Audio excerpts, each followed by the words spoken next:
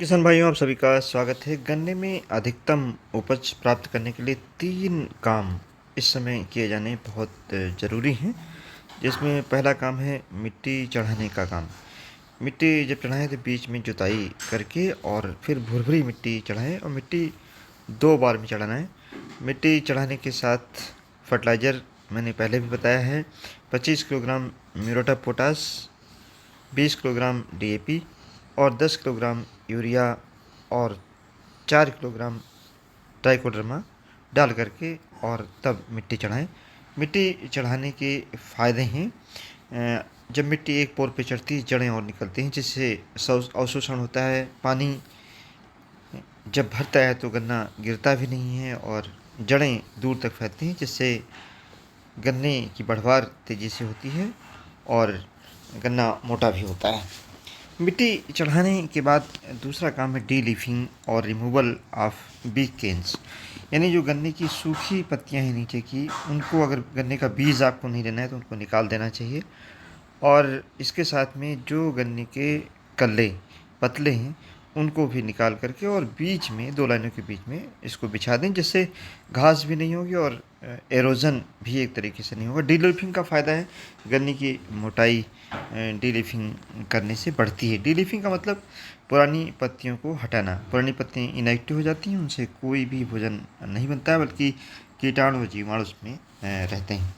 और तीसरा काम है गन्ने की बधाई का जो काम है, इसको करने में सावधानी बहुत बरतने की आवश्यकता है। जब गन्ने की बधाई करें तो गन्ना कच्चा ना हो, यानी बढ़वार हो चुकी हो और गन्ना पका हो नीचे से, तब गन्ने की बधाई शुरू करें। सबसे पहले नीचे का गन्ना बांधें और कम गन्ने, 6 गन्ने 7 गन्ने से ज़्यादा लेकर के और गन्ने की बधाई न करें। जो गन्ने के कल्ले छोटे हैं उनको छोड़ दें, पहली बंधाई में उनकी बंधाई न करें। जब वो बड़े हो जाएं तो उनको भी आप बांध सकते हैं। बांधने में जो बंधन है वो सूखी पत्तियों का यूज करें। हरी पत्ती अगर आप यूज करते हैं तो हरी पत्ती बाद में सूख जाती है, जिससे बंधन ढीला हो जाता है।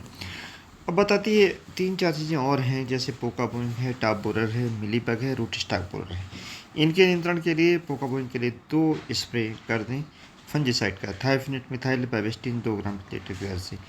मिलीबग इन चीज़ों के कंट्रोल के लिए, टॉप बोरर के कंट्रोल के लिए ट्राइकोकार्ड लगाएं और साथ ही में लाइट ट्रैप लगाएं। इसके अलावा किसान भाइयों, एक प्रोफाइलैक्टिक मेजर के तौर पे इमिडाक्लोप्रिड का स्प्रे कर दें बारिश से पहले पहले।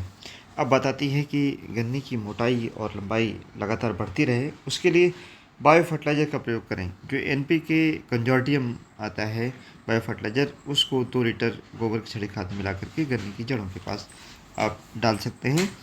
जिंक डालने से जो भी पोका बोइंग से नुकसान होता है या किसी अन्य कीड़े से नुकसान होता है, जिंक एक तरीके से गन्ने का जो सेल डिवीज़न है उसको बढ़ाने का काम करता है, जिससे नई पत्तियों का फॉर्मेशन होता है। जिंक और कॉपर और सल्फ़र, ये 3 तत्व ऐसे हैं, अगर इनको बारिश के सीज़न में आप डालते हैं पोटाश के साथ साथ में, तो काफ़ी कीड़े का प्रबंधन अपने आप हो जाता है। धन्यवाद। जय हिंद, जय भारत।